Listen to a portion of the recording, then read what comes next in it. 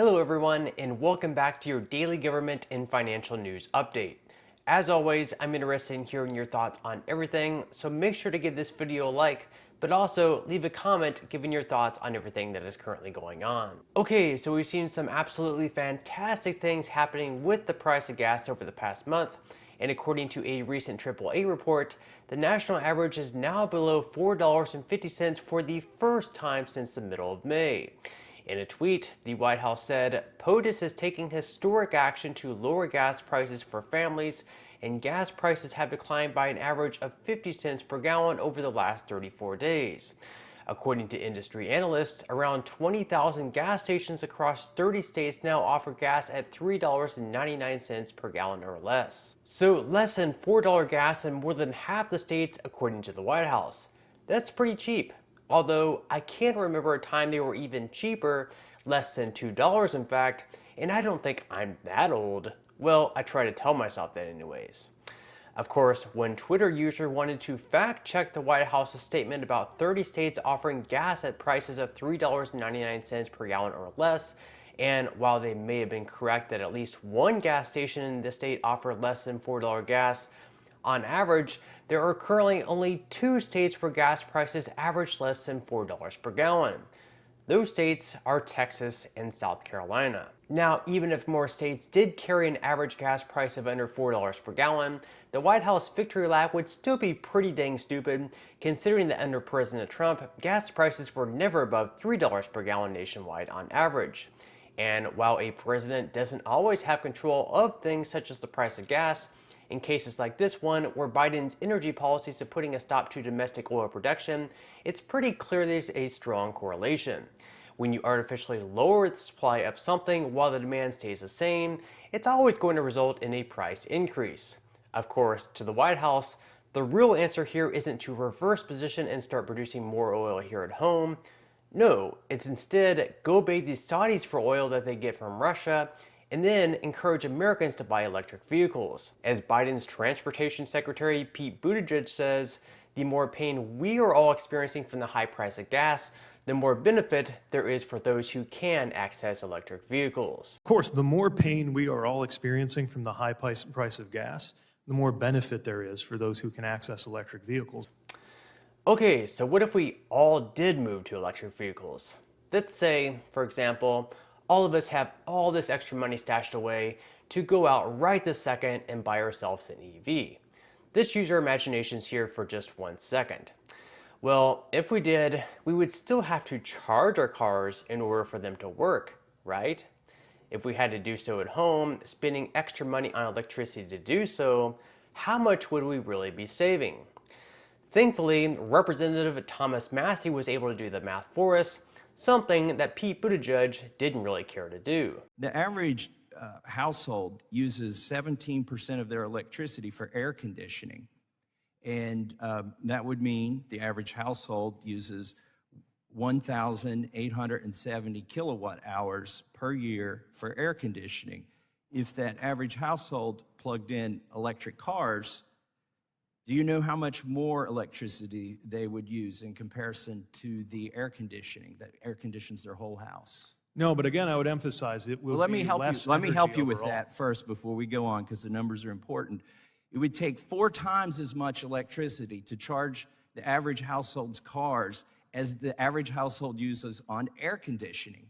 Do you think that could be? So if we reach the goal by 2030 that Biden has of 50% adoption instead of 100% adoption, that means the average household would use twice as much electricity charging one of their cars as they would use for all of the air conditioning that they use for the entire year. Let me play that again real quickly to let those numbers sink in. It would take 4 times as much electricity to charge the average household's cars as the average household uses on air conditioning. That means the average household would use twice as much electricity charging one of their cars as they would use for all of the air conditioning that they use for the entire year. It would take 4 times as much electricity to charge the average household's cars as the average household uses on air conditioning. To put that into perspective, let's look at this chart up on the screen, which you can also find somewhere online. Now, each state has their own electricity price measured by kilowatt hours. As of September 2021, Kentucky, for example, charges $10.56 per kilowatt hour.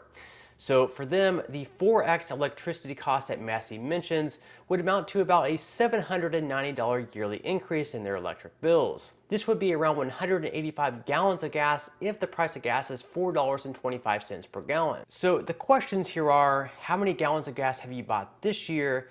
And are we really going to see many savings by switching to electric vehicles after all? Furthermore, it's questionable whether or not we even have the power grid to support everyone charging their EVs, and considering that the majority of power is generated through fossil fuels, it's hard saying how the switch to EVs really makes us any more green anyways.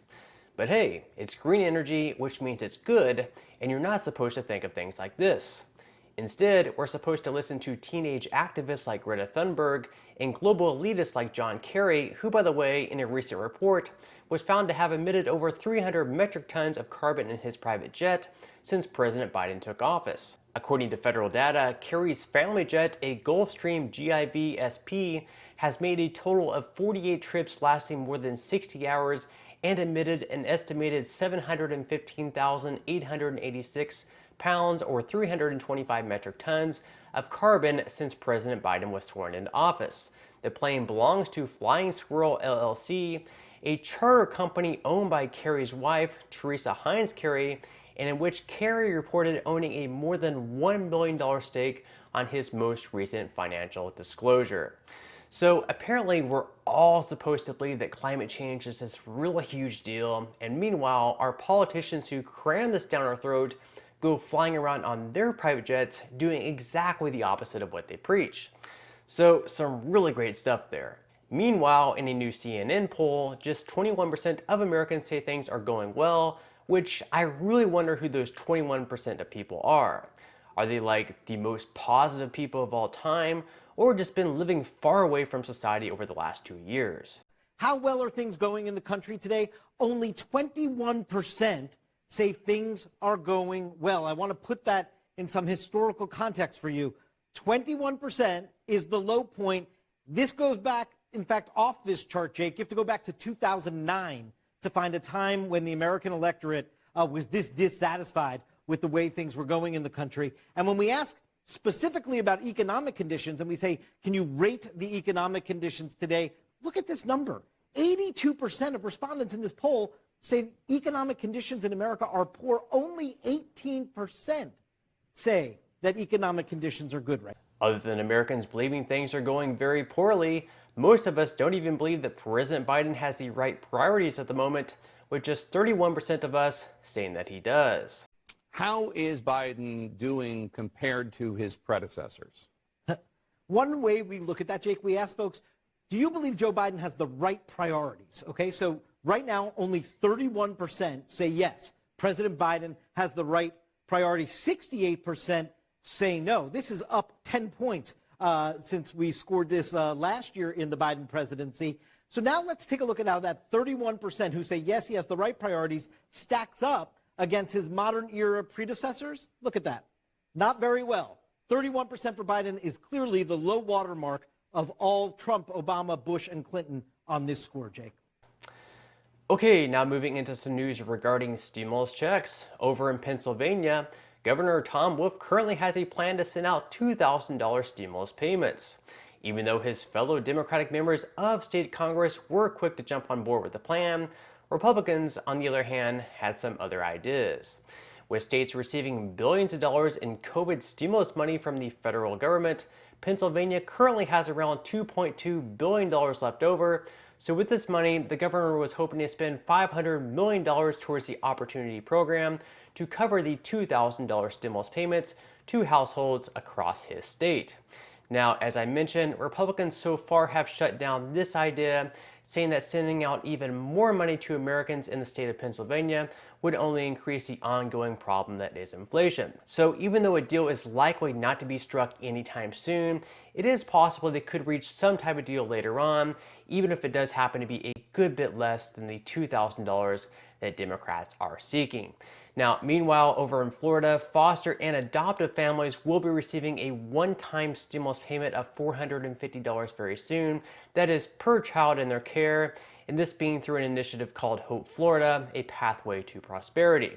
Now, back in April, Governor Ron DeSantis also approved a $100 million budget, which allocated $1,000 stimulus checks to first responders, including firefighters, paramedics, EMTs, and law enforcement agents. Okay, now moving into some money news, where stocks had one of their strongest days in a long time, with the S&P 500 up 2.76%. and the Nasdaq doing even better, up 2.93%. At the time of filming this video, futures are currently slightly in the red, with Dow futures down 0.20%, S&P 500 futures down 0.17%, and Nasdaq futures down 0.07%. Bitcoin has been making the biggest strides of them all, up 8.44% over the last day, racing once again into the upper 23,000s. With this type of momentum, Bitcoin investors hope it can surge back into the 30,000s, where it hasn't been since early last June. With that said, it looks like stocks may finally be starting to turn around in the second half of this year, so if you would like to get started investing or just receive a few stocks for free, in the comment section below, I will pin a comment where you can receive 6 free stocks and $5 worth of Bitcoin from my partner in Webull. Additionally, I'll leave another link where you can receive yet another stock at no cost to you from my partner in Robinhood. But on that note, I'm going to go ahead and wrap up this video. If you enjoyed the content in today's video and you would like to see more like it, I would encourage you to give this video a like, subscribe to my channel, and also ring the notification bell. That way you will be the very first to be notified when I do release future videos. And until next time, I hope you have a wonderful day ahead, and I'll see you in the next video.